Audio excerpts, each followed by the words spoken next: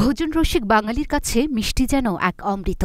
মিষ্টির নাম শুনলে জিভে জল আসে না এমন মানুষ মেলাভার। বিয়ে, জন্মদিন, গায়ে হলুদ, পরীক্ষার ভালো ফল প্রাপ্তি, কোথায় হাজির থাকে না মিষ্টি। মিষ্টির বিকল্প যেন হয় না অন্য কিছু, আর সেটি যদি হয় সুস্বাদু তাহলে তো কথাই নেই।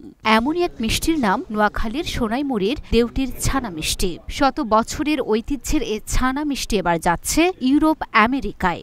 আমার বিয়ের কথাবার্তা চলতেছিল, যখন ফাইনাল যেদিন বিয়ের কথাবার্তা হওয়ার ছিল ওদিন আমার ওয়াইফের ফ্যামিলি এই দোকান থেকে মিষ্টি নিয়ে গেছিল। মিষ্টিটা আমি খাওয়ার পর আমার অনেক ভালো লাগছে, এবং কি বিয়ের পরে আমি আমার ওয়াইফকে জিজ্ঞাসা করলাম যে মিষ্টিটা কোথা থেকে নিয়ে আসছে। ও বললো যে ওদের এলাকায় অনেক নাম করা একটা মিষ্টি, দেবদী বাজার না কি, যাই হোক। তো এই মিষ্টিটা ওরও অনেক পছন্দ। যখন বাংলাদেশে আসি, আসার পরে আমাদের দেউটি বাজারের মিষ্টিগুলা অনেক সুস্বাদু এবং ভালো। আমরা যাওয়ার সময় আমাদের মিষ্টিগুলা দেউটি বাজার থেকে আমেরিকাতে আমরা নিয়ে যাই। সবাই আমেরিকার মিষ্টি, দেউটি বাজার মিষ্টিগুলা পছন্দ করে। আমাদের এখানে বিভিন্ন জায়গা থেকে মানুষ আছে, লক্ষ্মীপুর, রামগুতি, সোনাপুর, মাঝি, আমাদের সাতক্ষীর বিভিন্ন জায়গাতে লোক আসে, মিষ্টি খাইয়ে যায়, নিয়ে যায়। চিটং থেকে আসে, ঢাকা থেকে আসে।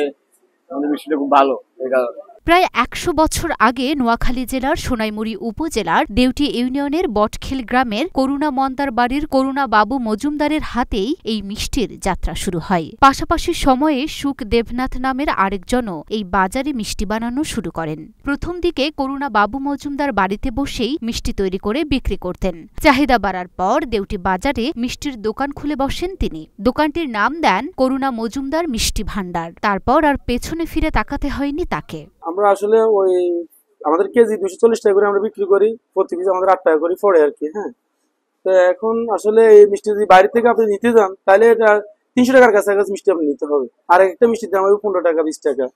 আমরা তো আসলে ঐতিহ্যটা ধরে রাখার চেষ্টা করি। আর আসলে আঙ্গ চেয়ারম্যান সাহেব বলতেছে থাকেন না, অসুবিধা কি, আমরা ব্যবসা চালাই যান, যদি একটু ঘাটতি তারপরও ইনশাল্লাহ সব ঠিক হয়ে যাবে। আমাদের এখানে মিষ্টি খাইতে অনেক দূর দূরান্ত থেকে লোক আসে, কেউ নিয়ে যায়, কেউ খায়, বিদেশে নেয়, অনেকে সব করি, সিটার নে, ঢাকা নে, টাঙ্গাইল নে, তারপর সিলেটে নিতেছে। করুণা মজুমদার মিষ্টি ভান্ডার ছাড়াও দেউটি বাজারে আরও ৩টি মিষ্টির দোকানে মিষ্টি বেচাকেনা হয়। তার মধ্যে পুরনো একটি হল নারায়ণ মিষ্টান্ন ভান্ডার। এটিও করুণা মজুমদার মিষ্টি ভান্ডারের প্রায় সমসাময়িক সময়ে গড়ে ওঠে। সুখদেবনাথ ছিলেন এ দোকানের কর্ণধার। সুখদেবনাথ মারা যাওয়ার পর বর্তমানে তার ছেলে স্বপন দেবনাথ চালাচ্ছেন এ দোকানটি। তারপরই গড়ে ওঠে মুসলিম মিষ্টান্ন ভান্ডার আর বিসমিল্লাহ মিষ্টান্ন ভান্ডার।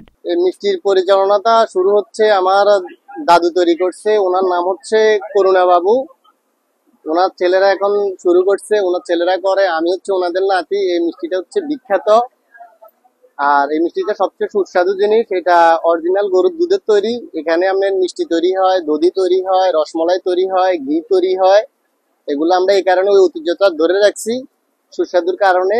জিনিসগুলো অরিজিনাল বা মানুষের কাছে জিনিসটা একটা খুবই ভালো মানের, উন্নত মানের জিনিস। প্রথম দুধ আসার পরে দুধ ছাঁকি নেয়, ছাঁকি নেওয়ার পরে দুধ জাল দেওয়ার পরে আবার ছাঁকে এর পরে ছানা উঠে এরপরে ছানা মানে ওই ইয়ের মধ্যে ছানার একটা কাপড় আছে, ওই কাপড়ের মধ্যে লটকানির পরে পানি জ্বললে এরপরে মিষ্টি তৈরি হয়। এখানে মিষ্টি বিক্রি হয় ডেলি 1 মণ, পানা 1 মণ বিক্রি করি 1 মণ।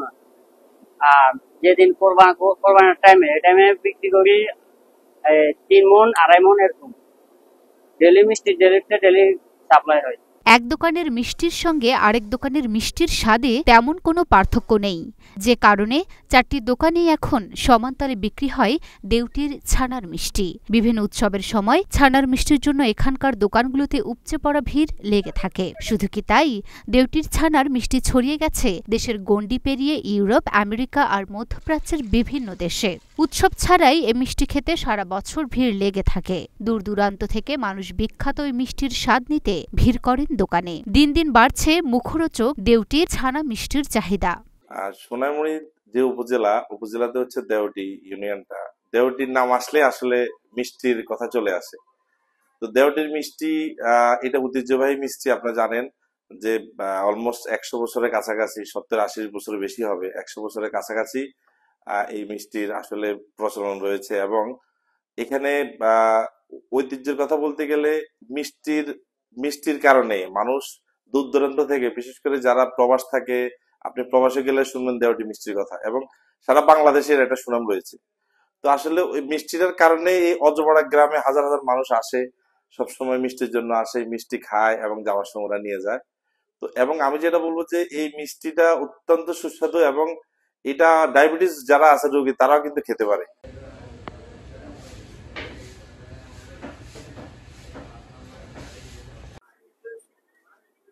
Luna Afroz Nipa, Dhaka post.